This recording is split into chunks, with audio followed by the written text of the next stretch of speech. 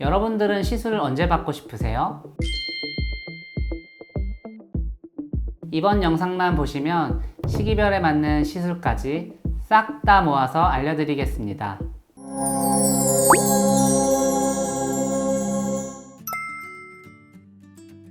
먼저 피부를 생각해 봐야 하는데요. 우선 피부에서 광이 나야 됩니다. 그리고 여드름이나 뾰루지 같은 게 나서는 안 되겠죠. 급하다!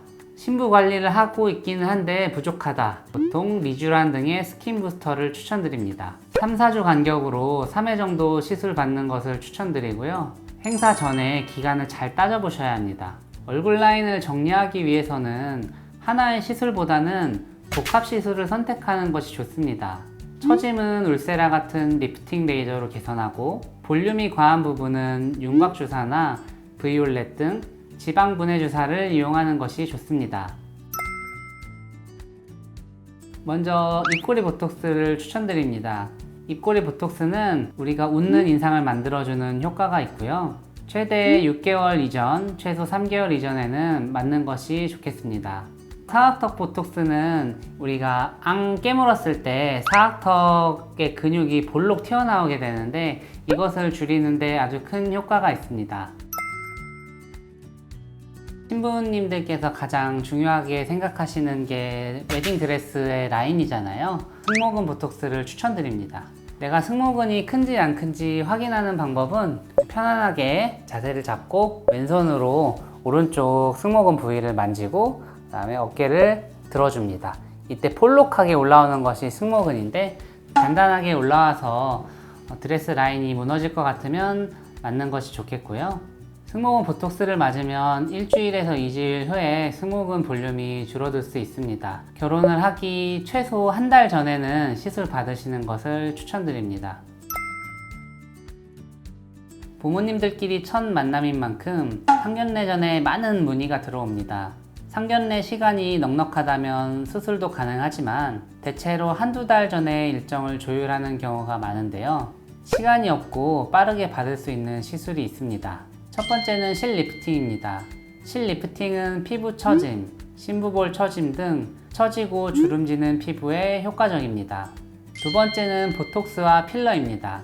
보톡스의 경우 미간, 사각턱 등 호불호가 없는 보톡스 부위와 흰 보톡스를 결합하여 시술하는 것을 기본으로 하고, 환자분의 상태에 따라 이마나 눈가까지 추가할 수 있습니다. 필러는 보통 팔자주름에 넣는 것이 효과도 좋으면서 어색하지 않은 인상을 만들어낼 수 있기 때문에 강력 추천드립니다. 그 외에 점 빼기, 기미 제거 등 피부 시술은 한 번의 시술로 드라마틱한 효과가 나타나기보다는 꾸준한 관리가 좋은 결과를 나타내기 때문에 3에서 6개월 전부터 차근차근 시술 받으시는 것이 좋습니다. 상견례까지 기간이 넉넉하다 하시는 분들은 수술도 고려해보는 것이 좋습니다. 특히 눈 쪽을 신경 쓰시는 게 좋은데요. 눈썹화 거상술은 처짐이 있지만 과한 인상의 변화가 생기지 않아야 하고 회복이 빨라야 하기 때문에 상견례 전 추천드립니다. 자기 자신 본연의 눈매를 살리는 자연스러운 방법으로 눈을 선하고 예쁘게 만들어줍니다. 하안검 수술은 눈 밑 지방이 볼록하고 피부가 늘어진 아버님들에게 추천드립니다. 상견례 자리는 새롭게 출발하는 두 커플의 앞날을 응원해주는 자리이기 때문에 우중충하거나 화가 나 보이는 인상은 좋지 않은 영향을 줄 수 있습니다. 하안검 수술을 통해 밝고 환한 눈 밑 인상으로의 개선이 가능합니다. 첫인상이 중요하고 보통 면접관들에게 밝은 모습을 보여주셔야 하기 때문에 특히 면접 시간이 몰린 연초에 많이 찾아주십니다. 입꼬리 및 앞광대 필러, 사각턱 보톡스 등을 많이 맞기도 하고 저도 많이 추천드리고 있습니다.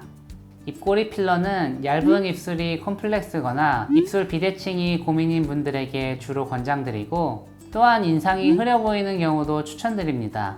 시술 후 회복되기까지 보통 3일 정도 소요되며 안전하게 일주일 정도 전에 시술 받으시는 것을 추천드립니다. 앞광대 필러는 즉각적인 볼륨 효과와 얼굴 라인의 교정이 필요하신 분들께 추천드립니다. 사각턱 보톡스는 작고 부드러운 얼굴선을 원하는 분, 간편하게 V라인을 갖고 싶은 분들에게 추천드립니다.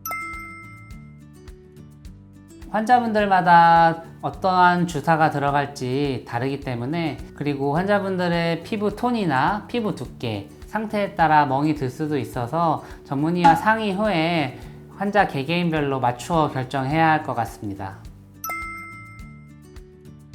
스킨 보톡스를 추천드립니다. 스킨 보톡스는 아주 큰 부작용이 없고 효과 면에서 호불호가 없는 시술이기 때문에 강력 추천드립니다. 또한 하루 이틀 정도면 충분히 회복할 수 있기 때문에 피부결이 고민이라면 스킨 보톡스를 추천드립니다. 첫 번째는 윤곽주사입니다. 얼굴 살 정리에 도움이 되기 때문에 턱선 볼륨감이 많은 분들에게 추천드립니다. 두 번째는 리프팅 레이저입니다. 리프팅 레이저는 나이 든 분들이 받는 거 아니야? 라는 개념보다는 미리 관리받는 개념으로 보시면 됩니다. 리프팅 시술은 나이대, 피부에 따라 시술 강도와 방법을 달리하기 때문에 큰 무리 없이 받으실 수 있습니다. 하지만 시술 후에 붓기가 있는 편이기 때문에 방학 때 하는 걸 추천드립니다. 세 번째는 스킨 부스터 및 스킨 보톡스입니다. 피부 요철, 모공에 도움이 됩니다. 멍이 들 수 있고 한 번의 시술보다는 일정 기간 여러 번의 시술을 해야 효과를 더 크게 볼 수 있기 때문에 시간적 여유가 있는 방학에 추천드리는데요. 스킨 부스터와 스킨 보톡스는 차이가 있습니다. 보통 스킨 부스터는 피부의 전반적인 수분 공급과 탄력 개선을 위해 사용됩니다.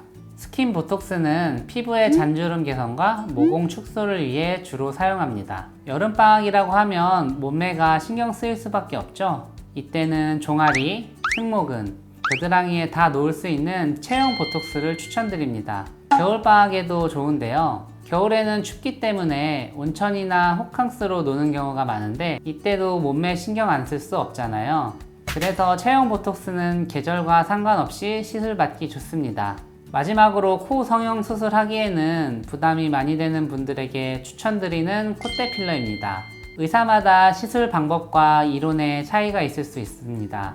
저는 당장의 모양도 중요하지만 지속기간도 중요하다고 생각하기 때문에 코끝을 필러로 무리하게 채우는 것은 당장의 결과도 좋지 않고, 당장의 결과가 좋다고 할지라도 지속력이 아주 짧고 결국에는 퍼져 보이는 모양이 된다고 생각합니다.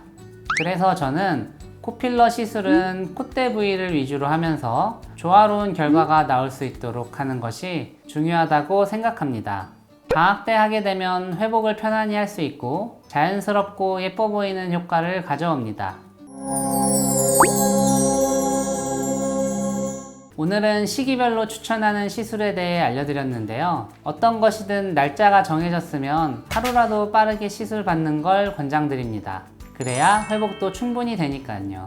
하지만 시술도 수술 못지않게 시술 경험이 풍부하고 숙달된 의료진에게 받아야 한다는 점은 잊지 마세요. 오늘 영상이 마음에 드셨다면 구독, 좋아요, 알림 설정 해주시고 저는 다른 영상으로 찾아올게요. 안녕. 결혼식이나 상견례 면접 등을 앞두고 이거는 하지 말아라 하는 시술 하나만 고르자면? 특별히 하나를 하면 안 된다 이런 시술이라기보다는 내가 행사가 얼마나 남았냐가 중요한 것 같습니다. 일주일 정도밖에 안 남았다 그러면 보톡스, 스킨 보톡스 외에는 안 맞는 걸 추천드리고요. 한 달 이상 기간이 남았으면 실리프팅까지 충분히 가능하다고 생각합니다.